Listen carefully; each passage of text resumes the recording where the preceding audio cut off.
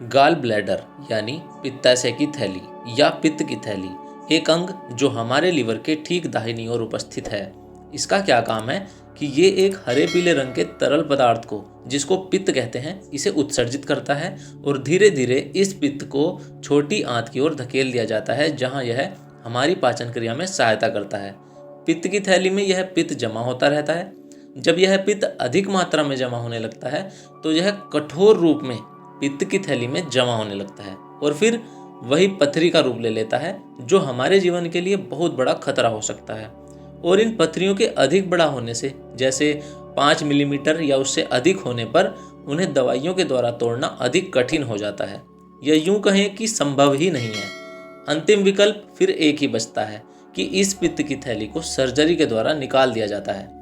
पित्त की पथरी बनने के प्रारंभिक लक्षणों में मतली आना, पीलिया होना, कंधे और पीठ में दर्द होना, पेट के ऊपरी दाहिने भाग में और पेट के मध्य में दर्द होना शामिल है। पित्त की थैली में पथरी होने के मूल कारणों की बात करें तो इस विषय पर अधिक जानकारी का अभाव पाया जाता है। इस संबंध में यह कहा जा सकता है कि पित्त पथरी बनने का मुख्य कारण कोलेस्ट्रॉल और पित्त के लवणों की अधिकता हो सकता है। जिन लोगों में पथरी के कोई लक्षण महसूस नहीं होते हैं, उन्हें उपचार की आवश्यकता ही नहीं होती है। जांच के आधार पर डॉक्टर यह तय करते हैं कि पित्त पथरी के उपचार की आवश्यकता है या नहीं। आपकी जानकारी के लिए बता दें कि कुछ हार्मोन संबंधी कारणों से महिलाओं में पित्त पथरी होने की संभावना अधिक होती है।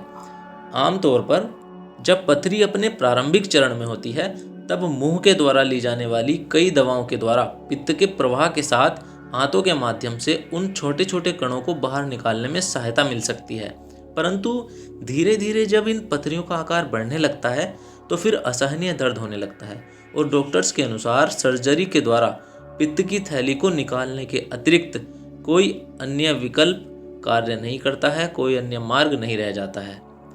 तो अब बात आती है कि क्यों ना हम कुछ ऐसा करें कि अपने आहार में कुछ ऐसी चीज़ें शामिल करें जो कि पथरी बनने की प्रक्रिया को रोक दें, या फिर यदि पथरी के लक्षण नहीं भी हैं तो पथरी भविष्य में बने ही ना। तो दोस्तों, इसके लिए हमारी टीम ने काफ़ी रिसर्च के बाद कुछ ऐसे विशेष आहारों का चयन किया है जो विटामिन सी से भरपूर हैं और स्वस्थ वसा यानी हेल्दी फैट प्रदान करने वाले हैं। तो आइए जानते हैं ये कौन कौन से खाद्य पदार्थ हैं। सबसे पहले कीवी, ये विटामिन सी का बहुत अच्छा स्रोत है। दूसरा ब्रोकली, ये भी विटामिन सी से भरपूर है। तीसरा है संतरा, ये भी विटामिन सी का बड़ा स्रोत है। चौथा है नट्स, इनमें स्वस्थ वसा की उच्च मात्रा होती है, इसका सेवन तो अवश्य ही करना चाहिए।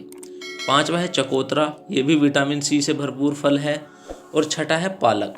पालक हमारे लिए आयरन और विटामिन सी का एक उच्च गुणवत्ता वाला स्रोत है।